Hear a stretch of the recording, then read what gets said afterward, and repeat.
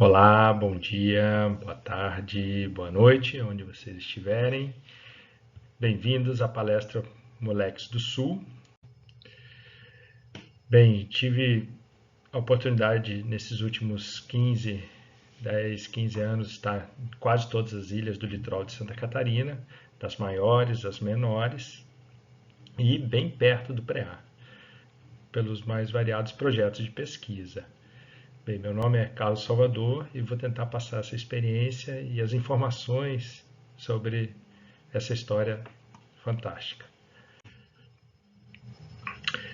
Durante a palestra é interessante manter, né, em mente que esse tema de animais em ilhas, que é animais isolados por muito tempo e que fazem desse pedacinho de terra, né, um pedacinho muito especial, que inspiraram muitos pesquisadores ao ponto de fazerem teorias que hoje a gente aplica no dia a dia e mudaram a forma da humanidade de pensar. E a gente trabalha esses temas em escola, então muitas vezes a gente não tem muitos exemplos. Agora eu vou mostrar, né, quão perto temos um exemplo tão bom para a gente entender essas teorias que são fantásticas e fundamentais hoje em dia. Tá? E além do mais, isso é um tema, né, honroso para biólogos, né, nesse contexto de ser tão importante, né, para o conhecimento humano. Bem, os preás, né, apresentando eles, começando pela família. A família se chama Cavidae, né, o tradicional nome da zoologia. São animais da América do Sul, restritos aqui da América do Sul, de origem na América do Sul, né? São em torno de 18 espécies. Vou pegar aqui meu ponteiro, né? E é uma família fantástica, porque tem pelo menos a maior espécie de roedor do mundo, tá nessa família, a capivara, né? Uma espécie que é hoje representada só, o gênero é representado só por uma espécie, né? Em torno de 50 quilos, é a maior delas. Mas a gente tem o mocó com 2 espécies, que é o queródon, né? Estão aqui. Tem as maras, tem as galhas, tem as microcávias, né? A gente vai vendo que tem variação de tamanho, né? De 50 quilos, em torno de 1 quilo, em torno de 10 quilos, 8 a 16, algumas gramas, né? E aqui a gente está interessado no gênero cávia, que são os preás. Tá aqui, ó, elas aqui. Em torno de 6 espécies selvagens.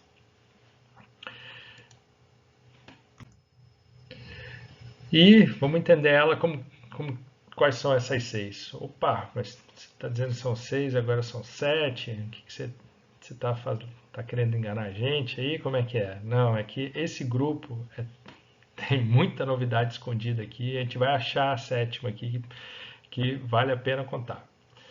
Tá? Eu coloquei aqui os nomes científicos dela, né? Dessas 6 espécies que tem aqui o nome do gênero, né? Todas são cávia, né?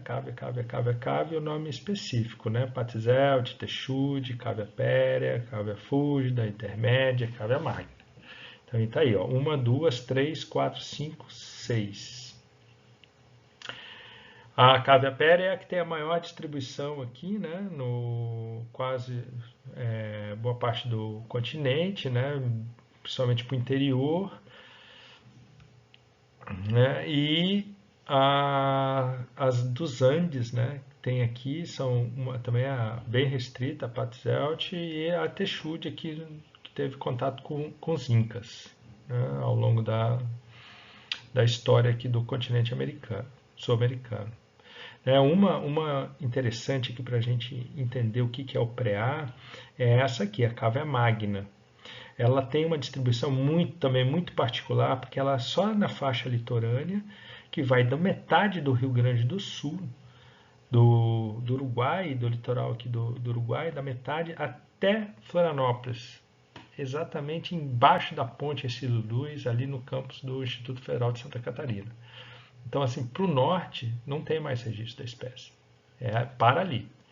Né? Por curiosidade, é em Florianópolis. E é importante notar que ela só ocorre na faixinha litorânea, bem diferente da pérea, que é para o interior. Tá? Mas e aí, onde está a novidade disso aí? Né? Qual é a sétima? A sétima é o porquinho da Índia, também é uma cávea, tá? Ela, pelos contatos aqui com as populações sul-americanas, né, os ameríndios, né, eles acabaram domesticando, né, ou tentativas de domesticar a espécie, que depois na colonização europeia foi levado para a Europa como novidade, daí se tornou aí um pet hoje famoso, né, bastante adorado, e também espécie de laboratório, que é a cobaia.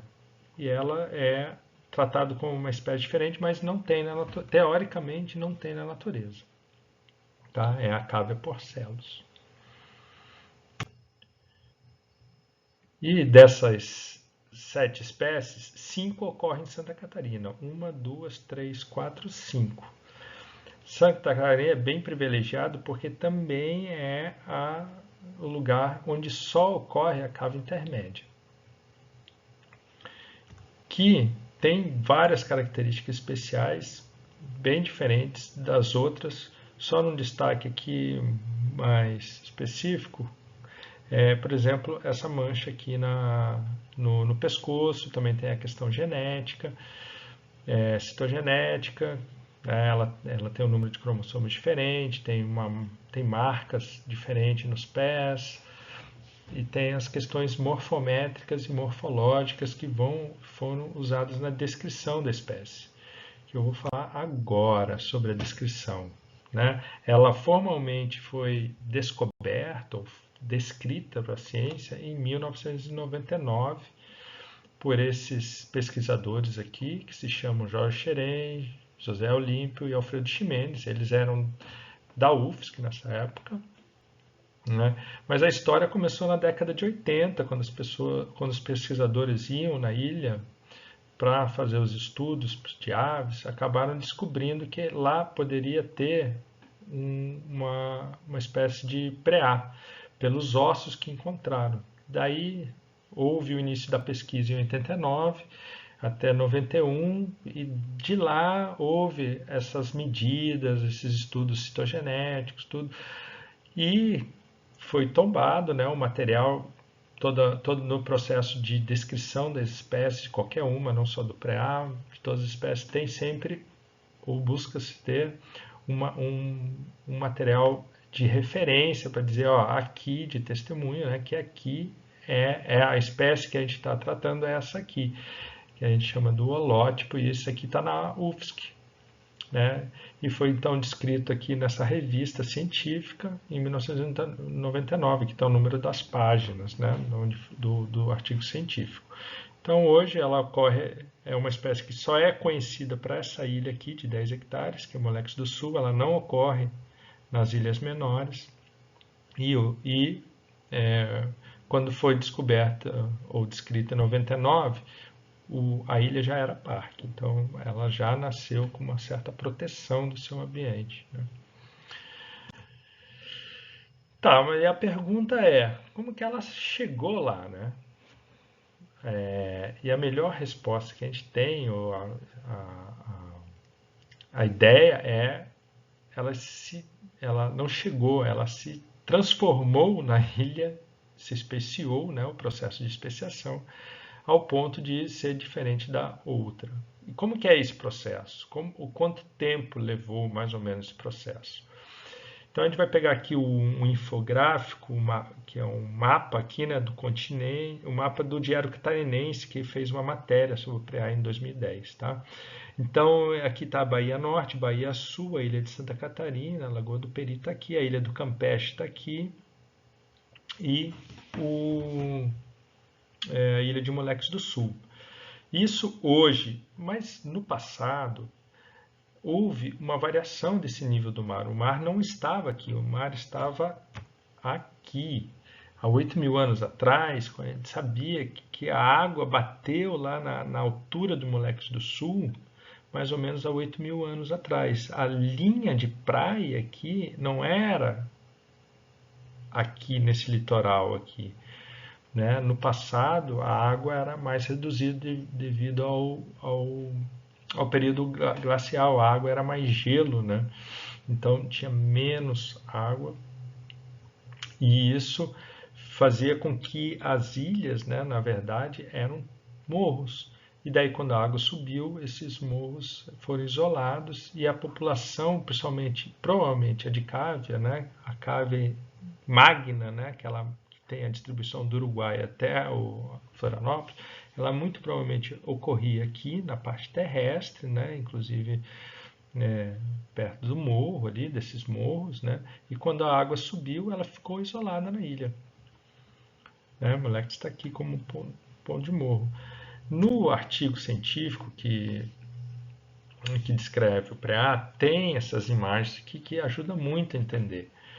Pegando aqui o gráfico, né, de variação do nível do mar nesses últimos 34 mil anos. Então aqui ó, é uma linha de tempo, ó, idade, né, em 1000 anos, né, hoje zero, e aqui o passado, 4 mil anos atrás, 8 mil anos, 12 mil, até 34 mil anos atrás. A gente sabe, por vários outros motivos, que a variação do nível do mar teve essa variação aqui. E aqui está também de forma negativa, porque assim, o nível do mar hoje é zero, né? Ou seja, hoje, mas no passado ele estava menos 30, menos 60, menos 120. Então essa variação aqui é o que nos interessa. Por exemplo, lá mais ou menos em torno de 16 e 20 mil anos atrás, a nível do mar estava bem baixo em relação ao que ele é hoje. Né? Vamos pegar aqui a linha de costa para a gente um perfil da linha de costa para entender como é que funciona. Pegando aqui ó, o sul da ilha, aqui, fazendo um recorte aqui, olhando de lado, aqui é o solo, né, marinho, daí a gente tem eles como as ilhas como morro, né, ó, Moleques do Sul, daí tem os Parcéis ali, depois tem as Três Irmãs, daí vem a ilha de Santa Catarina e o continente, né, ele tem esse declive aqui, né, e a água do mar foi subindo. Hoje ela está aqui, né, isolando aqui como topo de morro. Mas no passado, né, como a gente entendeu, a 30 metros, né, em relação a hoje, né, ela era ainda morro, porque a praia estava batendo aqui com uns 30 metros. Mas daí, há 8 mil anos isso. E aí a água foi subindo, né, e a ilha de Santa Catarina, por exemplo, que está a 10, né, virou, que era um topo de morro, acabou virando também uma ilha. É assim que houve, né, o entendimento de como os preás estiveram na ilha, muito provavelmente da Cávea Magna, que se isolou aqui nesse topinho de morro e ao longo dos 8 mil anos se diferenciou o suficiente para se tornar uma espécie nova. E quão raro esse fenômeno, né? Ele não é, ele acontece muitas vezes. A gente tem vários exemplos. Essas ilhas, né, nessa faixa aí dos 10 mil anos, que foi o período da final da glaciação, quando o mar subiu, ela fez várias ilhas ao longo do planeta inteiro, né, na costa de todo lugar. Então existem muitas espécies, ou uma boa parte dessas espécies se tornaram também endêmicas e se especiaram aí. 14% dos mamíferos são endêmicos de ilha, que acabaram se especiando lá. No Brasil nós temos 4 mamíferos, né? Só pegando o grupo de mamíferos. Né? Interessante aqui só destacar é que Moleques do Sul tem 10 hectares, a ilha tem 10 hectares. E está listado como uma espécie endêmica ocorrendo aqui. A segunda ilha que a gente sabe que tem mamífero endêmico é essa ilha Anacapa aqui, que fica no litoral aqui da Califórnia, nos Estados Unidos. É um ratinho aqui de Anacapa. Ela é 230 hectares, ou seja, é 23 vezes maior. Essa aqui é a segunda maior ilha onde se tem um roedor endêmico. Então, preá de moleques é muito menor, a distribuição geográfica dele ainda é muito menor em relação às outras. Por isso que a gente muitas vezes fala que é um dos mamíferos mais raros do planeta em termos de distribuição geográfica. Tá? E a quantidade também faz dele raro, que a gente vai ver aí mais para frente. E pegando aí o exemplo aqui mais da costa brasileira, né, a gente também tem um outro roedor endêmico, ou tinha, né, que é a história do Noronhomys vespucci. Né? Tá aqui o nome científico desse roedor, chamado também rato de Noronha, que tem uma história bastante curiosa. Aqui está Fernando de Noronha, aqui está a costa brasileira, né? Fica praticamente no meio entre África e América do Sul. Está aqui um topinho, né?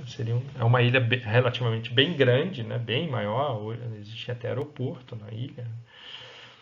Mas é no meio do oceano. E lá também teve uma especiação de um roedor que em 1503, né, Américo Vespucci esteve na ilha durante as primeiras navegações, registrou nos seus livros de registro da viagem dele, ó, tem esse roedor aqui, e depois muitos pesquisadores que passaram por lá, principalmente no século XVIII já, né, até mesmo como Darwin fez na viagem dele pelo mundo, não encontraram preá. Né? Então, isso despertou a curiosidade desses dois pesquisadores aqui, o Carleton e o Olson, que foram na ilha lá de Fernando de Noronha e só encontraram os restos, né? Não conseguiram ainda encontrar nos bancos de areia de dunas lá de Fernando de Noronha restos de roedor. Eles estudaram esses restos de roedor e descobriram, era uma espécie diferente, não encontramos vivo. Eles também descreveram essa espécie numa revista científica, por curiosidade, em 1999 também, né, igual o preá.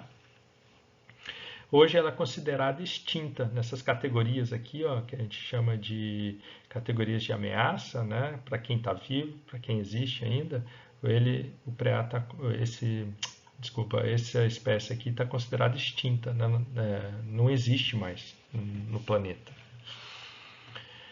Enfim, não temos nem imagem dele, mas aí no litoral brasileiro, daquelas 4 espécies endêmicas de mamífero, uma pelo menos já está extinta, que é uma das questões que vale destacar, e não só pelo fenômeno de extinção, mas pelo fenômeno de que ocorre especiação. Né? E pegando outros grupos, não só como mamíferos, né? Pegando aí, por exemplo, os anfíbios e répteis. Né? A gente tem aqui na costa também brasileira, aqui o litoral sudeste, né? São Paulo, o litoral de São Paulo, aqui São Paulo e aqui o litoral, né?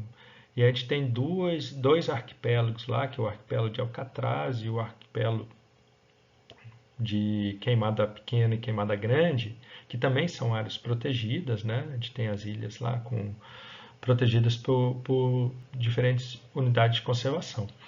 E nelas também tem espécies endêmicas que só ocorrem lá nessas ilhas. Né? Aqui na ilha de Queimada Grande, a gente tem a jararaca ilhoa, que é uma Bothrops insularis, e mais essa espécie aqui de serpente.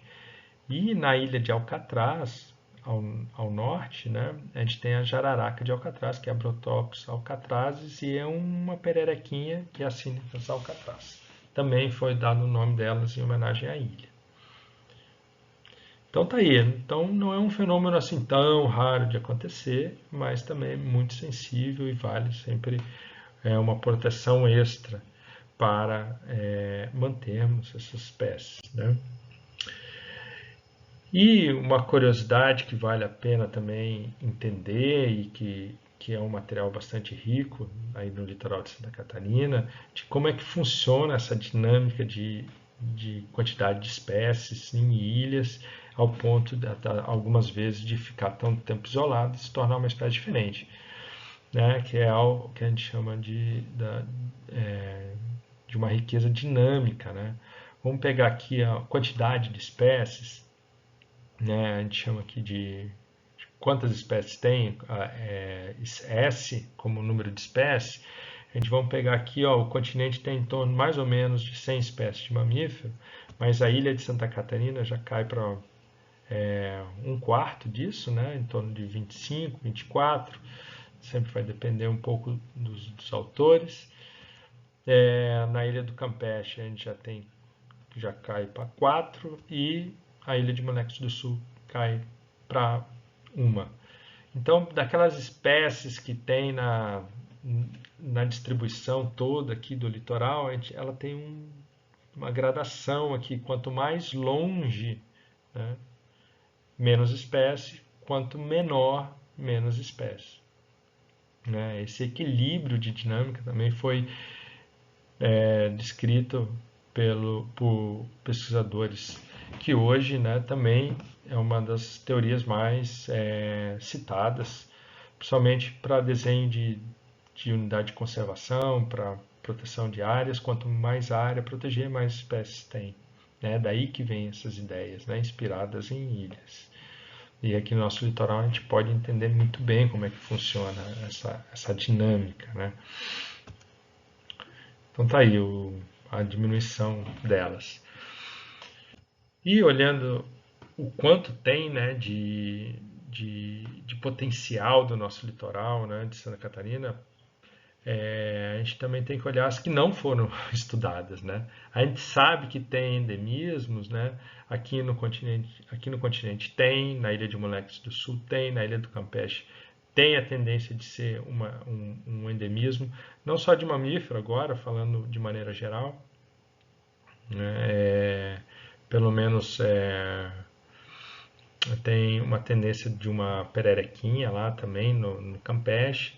Na Ilha de Ratones não tem, foi bastante estudado. E no Arvoredo, muito provavelmente tem quatro endemismos. Mas as outras ilhas não foram estudadas. Então eu tento imaginar o potencial de que não seria estudando essas ilhas, e a gente poderia até talvez encontrar mais casos interessantes como o do Preá. E o caso do Preá é tão interessante que acabou inspirando, né, uma das perguntas que me fizeram, né, me levaram até a ilha. A pergunta era, tá isolado, né, tá lá há muito tempo, tá, mas é muito provavelmente raro, mas quantos tem? Né? Tem pouco, né? Quanto cabe na ilha, né? É interessante notar que, né, pela ecologia de populações que vocês tiveram aula lá com o professor Fernando Fernandes, né? Aqui tem a linha de tempo, né? Aqui tem o número de indivíduos, né? A gente espera que a população cresça, mas ela chega num limite. Tem uma hora que ela não tem mais espaço, não tem mais recurso, e ela acaba flutuando aqui num certo tamanho, né? De número de indivíduos. Só que para o pré-A tem duas coisas importantes nesse processo. A gente sabe que ela está flutuando uma quantidade de 8.000 anos, né? Porque o espaço da ilha não variou nesse período. Né? Ela quando chegou naquele limite de 10 hectares, ficou praticamente naquele tamanho. E a população estava lá já. Né? Então, como que seria viver nesse confinamento durante tanto tempo? Né? O que acontece? Como que é essa população, né, diferente? E, respondendo essa pergunta, a gente também respondia uma das questões importantes que até então, até 2008, não tinha, né, que é a classificação formal do status de conservação, se ela está ameaçada ou não. Ela não tinha esse status registrado. Mas se a gente souber o número de indivíduos, isso pode matar uma das charadas, porque é um dos critérios oficiais para classificação. Então foi aí que eu cheguei a me envolver com o preá. Então eu fui à ilha, né?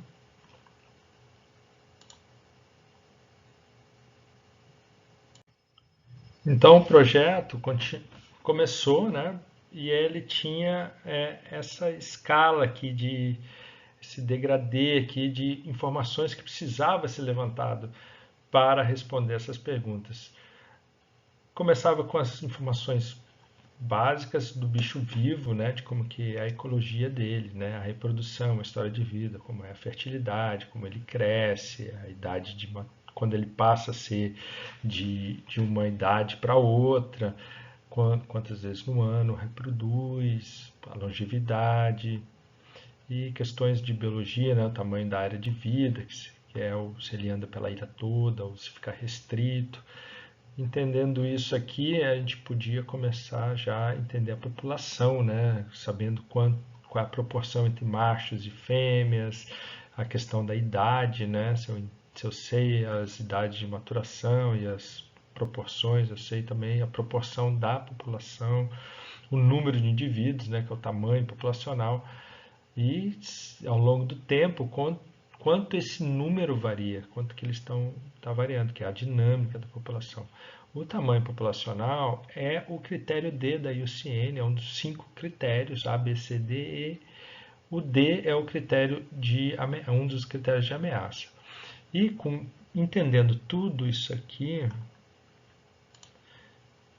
entendendo tudo isso aqui, né? A gente tem uma análise de viabilidade populacional, um nome bastante técnico, mas ele nada mais é que uma projeção para o futuro para saber se a espécie é ameaçada ou não. Que daí é um critério aqui, que é o último critério, um dos últimos critérios da IUCN. Né? Basta um, na verdade, né? Pelo princípio pelo princípio de cautela, basta um para definir. Então, nesse caso aqui, entendendo isso tudo, a gente entende a população e entende a dinâmica e as suas ameaças futuras, como isso ameaça a espécie. Esse era o projeto. Então, vou apresentar para vocês um pouco dos resultados disso tudo. Começando pela própria ilha, né, para entender como que o preá vive e se distribui. É importante entender a ilha mesmo. Né? Ela tem aqui 620 metros de comprimento e 200 de largura. Né? Largura máxima e comprimento máximo 600 metros. A área dá um pouco menos de 10 hectares, né? 9,6 hectares. A gente tem um quarto da ilha é rocha exposta, não só na beira aqui, né,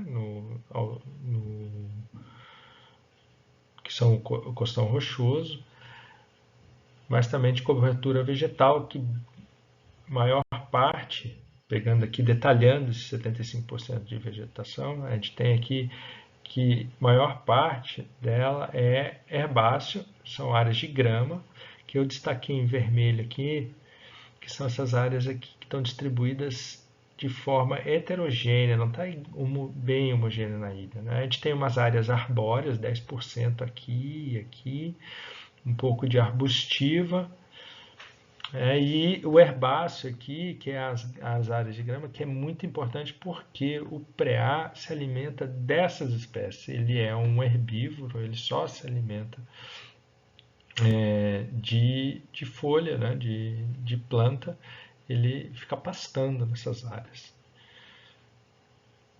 Pegando um exemplo aqui de como que ó, a gente está na ilha, estou aqui observando, aqui tem um ninho, né, de jatobá com 2 filhotes e um adulto, e os preás estão aqui, ó, 1, 2, 3, 4, 5 preás aqui, né, 6 preás pastando. Esse gramadinho aqui parece um jardim japonês, daqueles bem aparados, porque o preá fica aqui pastando, né, comendo essa graminha, que não está bem distribuído na ilha. Eles ficam muito provavelmente concentrada nessas áreas e é uma das perguntas que a gente vai responder aqui daqui para frente. Né? E o projeto, então, como que é um projeto desse? A gente captura os animais, mede, pesa, né? A gente faz todas as medidas, né? Coloca aqui um brinco, né? De numeração, ou seja, como são espécies selvagens, a gente não sabe quantos tem lá, a gente não sabe quem são, então a gente tem que dar um CPF, uma identidade para eles, né? E daí nesse ir e vir, né, de capturar, soltar, a gente tem a noção de quanto a gente pega e de quanto a gente não pega e acaba possibilitando de estimar a população por métodos bastante confiáveis nesse ir e vir. E com isso a gente também consegue pegar o mesmo indivíduo várias vezes ao longo do tempo e também acabar entendendo se ele está crescendo, quando está crescendo, qual é a idade que ele troca, né, questões reprodutivas e quanto ele se reproduz. E é assim que a gente vai estudando. Então, pegando aqui algumas imagens, né? Aqui são indivíduos imaturos, né? Um macho aqui na esquerda, a fêmea na direita aqui, ó. E para comparar um indivíduo adulto aqui, ó, aqui tem a bolsa escrotal e aqui a gente tem as mamas bem desenvolvidas, até às vezes com leite ou às vezes até dá para sentir o bebê. Então, ao longo do tempo, a gente consegue estimar quanto tempo leva desse estado para esse estado aqui, que é em torno de 90 dias e em torno de meio quilo que ele troca dessa idade. Então, a gente tem aí a classificação etária dessa população, desses indivíduos, daí então a gente consegue ver proporcionalmente como que é uma população dessa, de forma em termos de proporção sexual, né, machos e fêmeas, mas também de idades. E para a questão da área de vida, aquilo que a gente estava falando, né, existe um método aqui que coloca um transmissor na espécie, né, que emite um bip, e a gente consegue rastrear ele, onde é que ele está ao longo do tempo. E então a gente consegue estimar o quanto ele andou e qual é o tamanho de toda a área que um indivíduo, né, e depois de vários indivíduos juntos, ocupam.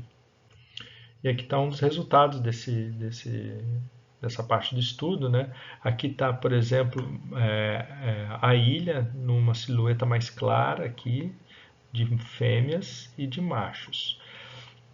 E em escuro aqui estão as áreas de cada indivíduo, né? A gente tem 1, 2, 3, 4, 5 fêmeas aqui e 2, 4, 6, 7, 8, 9 machos, ou 7 machos, eu acho.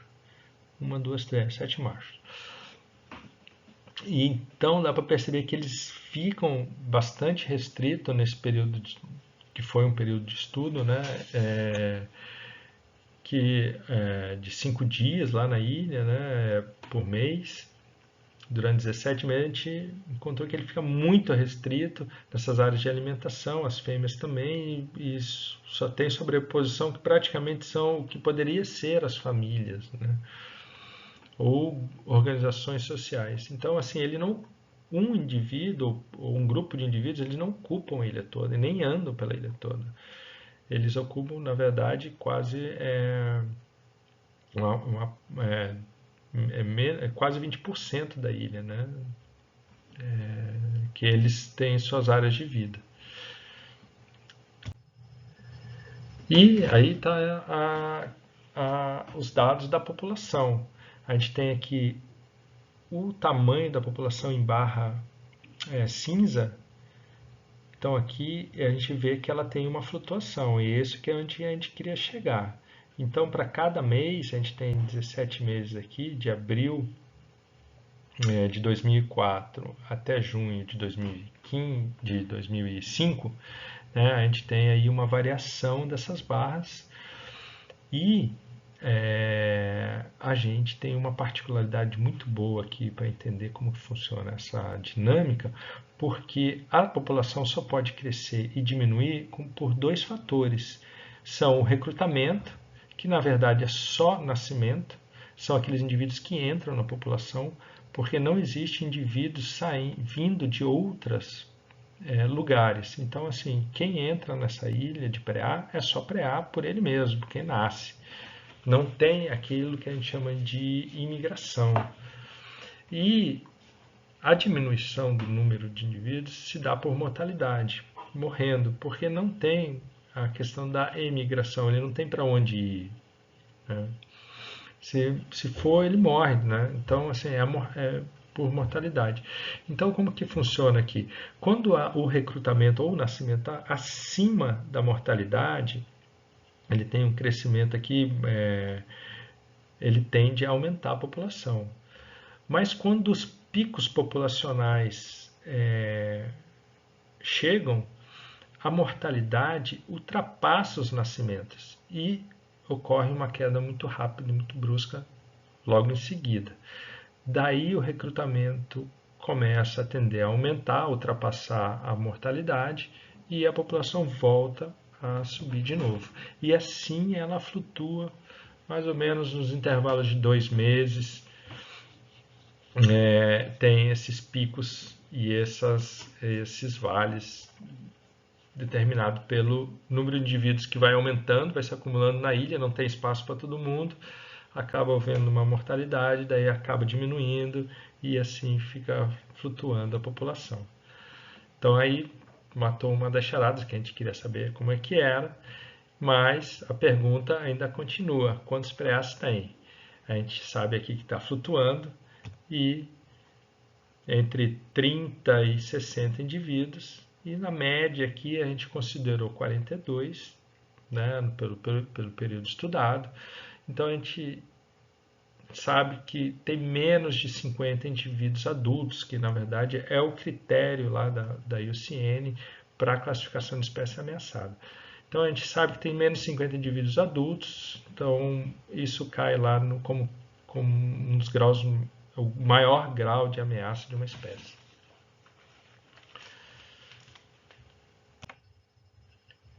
Então agora vem os estudos de outros pesquisadores que acabaram vindo depois para estudar o preá.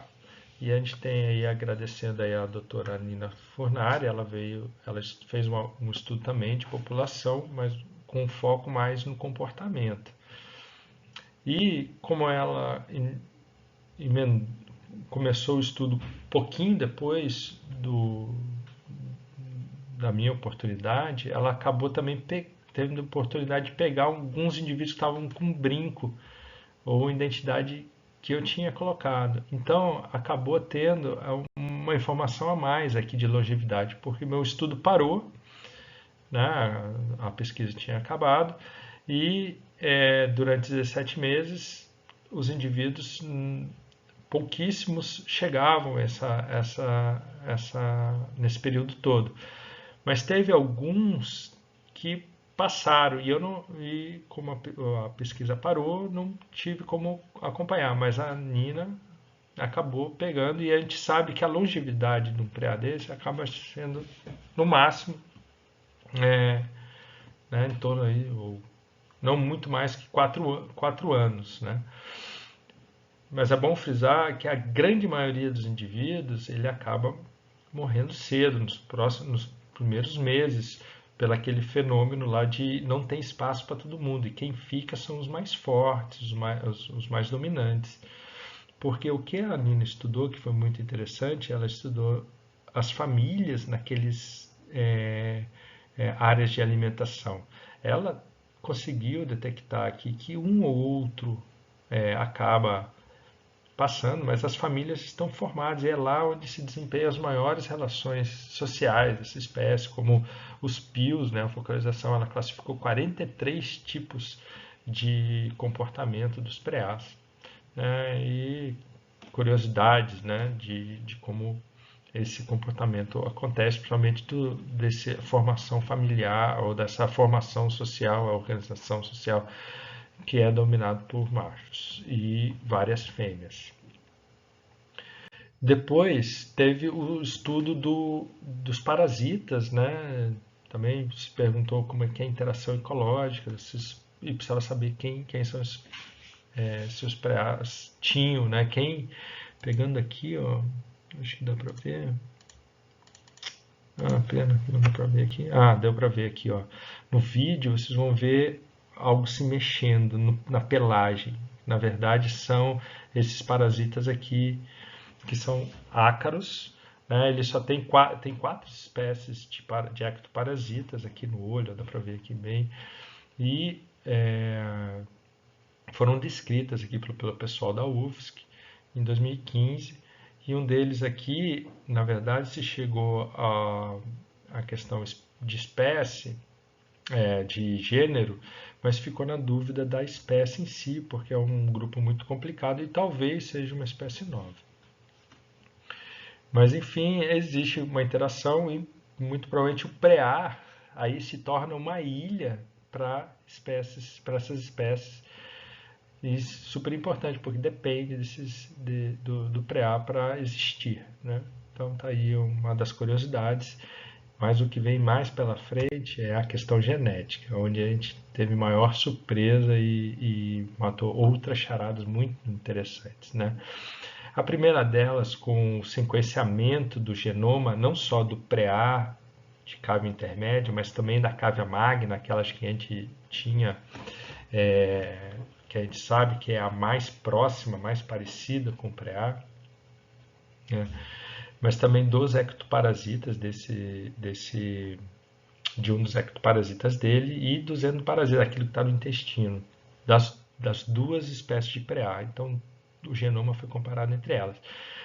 E o que se descobriu foi, resumidamente, né, com esse método a gente também pode ter uma noção do tamanho da população. A gente pode saber quantos indivíduos tem pela variabilidade genética e, por coincidência, ou né, corroborando aquelas estimativas, tem um número mais ou menos de 45 indivíduos.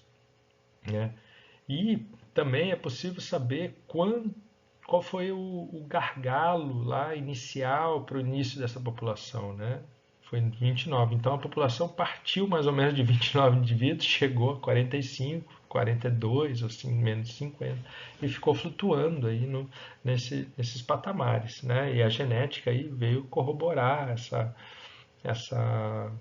essas estimativas. A outra, que era uma das grandes questões, né, a diversidade genética dessa espécie. Né? Se ela está lá 8 mil anos isolado, né, fazendo cruzamentos entre tios, primas, filhas, né, e parentesco, a diversidade genética dela deveria ser baixa. E foi o que encontrou. Em relação à cávea magna, né, 32 vezes menor que a cávea magna, que também já é um pouco baixa, mas ela 32 vezes menor. E isso também se repete para a diversidade genética dos ectoparasitas e dos endoparasitas, né? 5 vezes mais e 5 vezes menos diversas e 15 vezes menos diversas. Né? E em comparação a essa diversidade, ela é 1000 vezes menor aos casos famosos de conservação. Né? O bagi, que é aquela espécie de golfinho no rio chinês, Yangtze, que tem uma população pequenininha, mínima, que foi estão até considerando como extinta, de tão pequena e tão raro de ver hoje essa espécie. Ela tem uma diversidade genética até muito maior do preá. A chita, né, na África, que tem suas populações isoladas, caso famoso de estudo de genética, assim como o diabo da Tasmânia, também isolada, na ilha, atualmente isolada na ilha na Tasmânia, né, que também tem uma população relativamente pequena, mas para a diversidade genética, eles são 1000 vezes mais diversos que o próprio preá. Então, o preá está no extremo, né, de baixa diversidade, que eles são praticamente gêmeos monozigotos um do outro, praticamente o clone um do outro. Nesses 8.000 anos acabou gerando essa particularidade que é incrível e como essa espécie consegue persistir nesse tempo todo com essa diversidade genética e o que salienta aí essa ameaça, né, de algo, ele não tem essa variabilidade genética, ele não tem contato com outras espécies ou outras questões que, caso venham a mudar o seu meio, talvez ela não suporte, né? Então aí a gente passa por um outro tema, que é, ao invés de estar olhando ela de dentro, né, vamos agora olhar ela de dentro para fora, né, uma outra perspectiva, né, o que vem de fora, né, as ameaças aí, né, predadores, doenças, competidores, né, fogo e caça, né, tirar os indivíduos da ilha ou fogo, né, essas áreas de alimentação serem afetadas.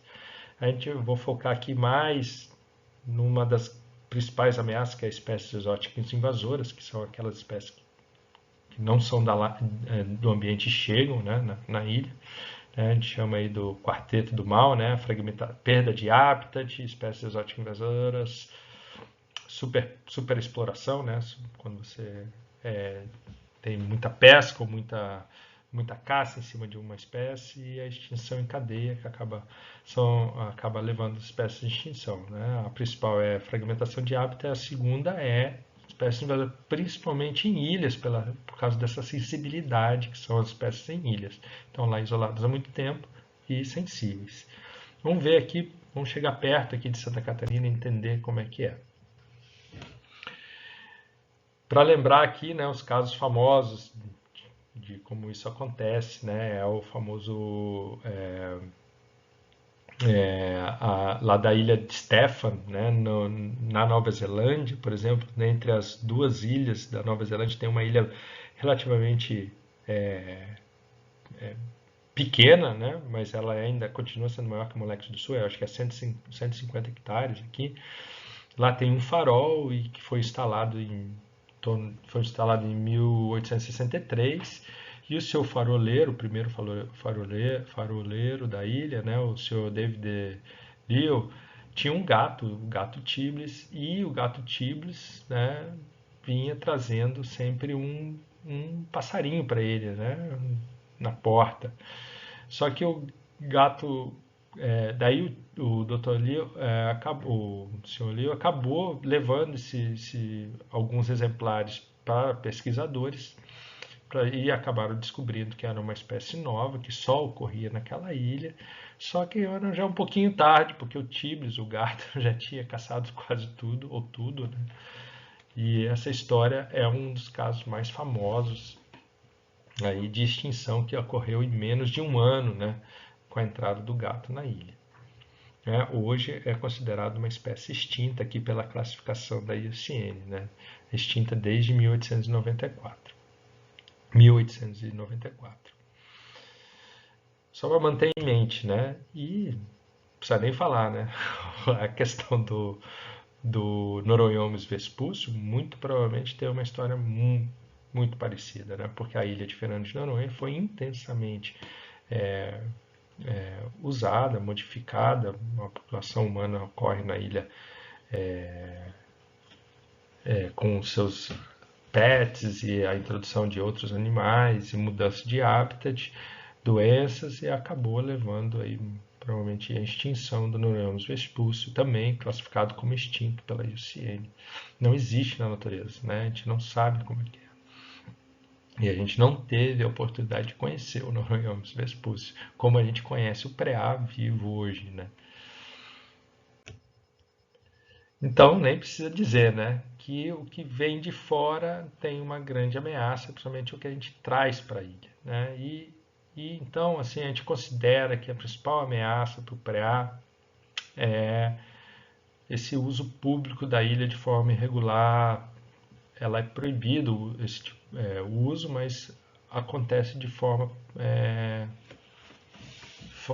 fora de controle, né? Por exemplo, pegando o exemplo da experiência dessa pesquisa que fui 17 meses na ilha, em 17 eu tive encontro de pelo menos 12 vezes com pessoas que vinham à ilha. Por exemplo, aqui um exemplo de uma vez, né, que chegou um grupo de pescadores para acampar na ilha, fazer fogueira, acaba fazendo fogueira, churrasco, né, para pescar e tal, e acaba, então esse tipo de uso acaba sendo sempre uma ameaça, né, acaba potencializando um risco aí do pré-A.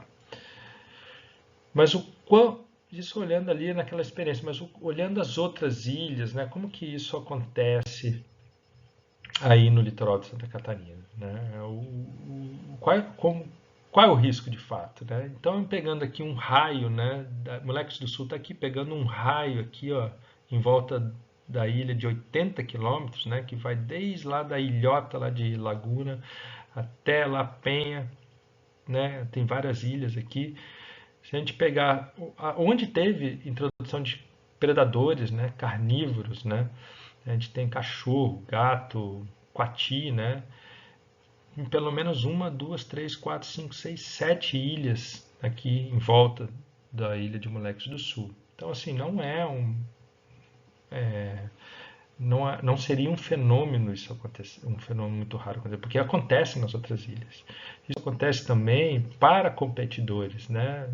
Outros herbívoros também ficam pastando e comem grama também, como cabra e coelho. Né? Pegando aqui, ó, o litoral de Santa Catarina está cheio de cabra e coelho, né? Pelo menos 5 ilhas aqui ocorre coelho, por exemplo, na Xavier, na Santana de Dentro, Santana de Fora, né? Acaba isolando, que é Santana, acaba isolando, né? Acaba danificando bastante, seria um competidor muito mais forte que o próprio PA. Na própria ilha de Moleques do Sul teve cabra e por proteção de ambiente, do habitat, alguém levou lá, mas o IMA, né, o atual IMA, a antiga Fátima, teve, né, a preocupação de retirar a cabra. Mas, por exemplo, a cabra ocorre aqui na ilha dos Corais.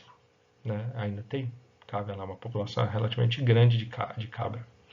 Tá? Introduzir que é parque. Né? E isso também acontece não só como um competidor direto, porque também pasta o próprio porquinho da Índia, né? Que teoricamente não teria na natureza, talvez seja um dos poucos lugares do mundo que você tem populações selvagens de, de porquinho da Índia, é aqui na Ilha dos Cardos, também é dentro do parque, é uma das ilhas do parque, está bem pertinho aqui da Ilha do Moleques do Sul. Né? E nesse caso aí não é só, né, um competidor que competiria pela grama, né? Também sempre é um portador de doenças, pode trazer uma doença muito mais grave, tendo em vista a sensibilidade dessa população do preá na Ilha de Moleques do Sul. Então tá aí um exemplo assim, né, exemplificando aqui do litoral, que não é uma coisa muito rara de acontecer, o risco existe, né? Então, a melhor coisa que a gente pode fazer é tentar proteger e, no caso de moleques, destacando aqui, né, a gente não estaria só protegendo o preá, né, a gente estaria protegendo todo um ninhal de aves, né, para a fragata, por exemplo, 600 casais lá de fragata nidificam. Né, ele é o último ninhal ao sul do Oceano Atlântico Sul para essa espécie aqui ter ninho. Né, a próxima aqui é deserta, depois é mais para o norte. São só 4 ilhas no litoral de Santa Catarina que tem nidificação dessa espécie. Então, o Moleques do Sul é importante para a conservação de aves marinhas. Talvez tenha um endemismo, né? Foi achado uma anfisbena lá, uma cobra de 2 cabeças, que está em pesquisa ainda. Talvez seja uma espécie nova. A própria parasita do preá pode ser uma espécie nova. Então, a proteção do ambiente, da espécie, ela também acaba protegendo outras né, desses casos muito especiais. Né? E o preá, então, Ele atualmente ele está classificado como criticamente ameaçado nessa classificação aqui da IUCN, né? Vai desde das duas categorias aqui de pouco preocupante ou perto de ameaçado, né?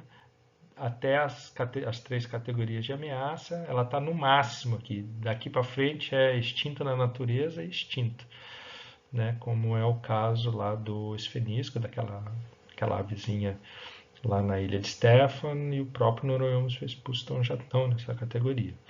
Então, desde 2008 foi a primeira vez classificação global, né, do PREA, chamada aí de Santa Catarina Guinea Pig, é o nome em inglês para porquinho da Índia, Guinea Pig.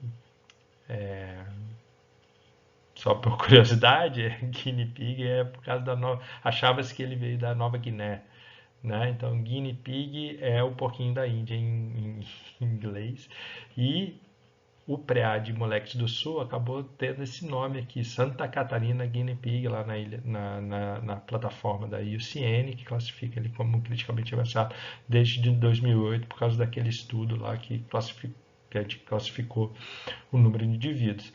Daí a Santa Catarina também fez uma lista de espécies ameaçadas e também incluiu o PREA em 2012, e daí o Brasil, né, na lista anterior não estava o PREA e acabou passando pela primeira vez em 2014. Né?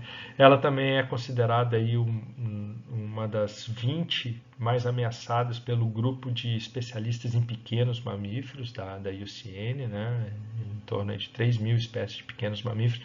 Ela é uma das 20 mais ameaçadas, considerada por esse grupo, e também também está nessa lista aqui muito especial, que ela não é só uma espécie ameaçada, mas ela também tem uma questão evolutiva muito especial, porque ela representa, né, um grupo aí de espécies já bastante diferente, então ela está nessa lista aqui das 100 mais especiais evolutivamente e ameaçada, porque você perdendo uma espécie dessa, você não perde só uma espécie, você perde às vezes um representante que é de uma família inteira, um representante de um gênero ou de um ramo evolutivo muito, muito especial. Né? E a ilha, assim, o PREA, né, o seu ambiente está protegido pelo parque, não só como institucionalmente pela uma unidade de conservação, mas ele também tem um plano a área tem um plano de manejo e tem a ilha como uma área intangível, né? Tem áreas que são mais restritas, outras menos restritas. A ilha de Moleques do Sul é considerada pelo esse plano de gestão, pelo plano de manejo do parque, como uma área muito especial, área intangível. Então, assim, o PREA tem as ferramentas aí para conservar e a gente está fazendo esse esforço. Outro, outro esforço que dá um destaque bastante global, dá um destaque global, aspecto é que o parque, né, acaba entrando, o parque do tabuleiro, no caso, acaba entrando nesse esforço global aqui de extinção zero, que elege as áreas protegidas onde estão espécies muito especiais, aquela onde se você perde essa espécie, você perde muito, muito. E isso é o que a gente chama do BASE, né? Que é a Aliança para a Extinção Zero, e o parque, por causa do PREA, está lá, né, nessa lista. No Brasil tem algumas áreas dessa, inclusive reconhecida também pelo Ministério do Meio Ambiente em 2018. Né? Ele não é só global, mas o Ministério também acaba, o Ministério do Meio Ambiente acaba chancelando, né? Concordando com essas áreas. Né?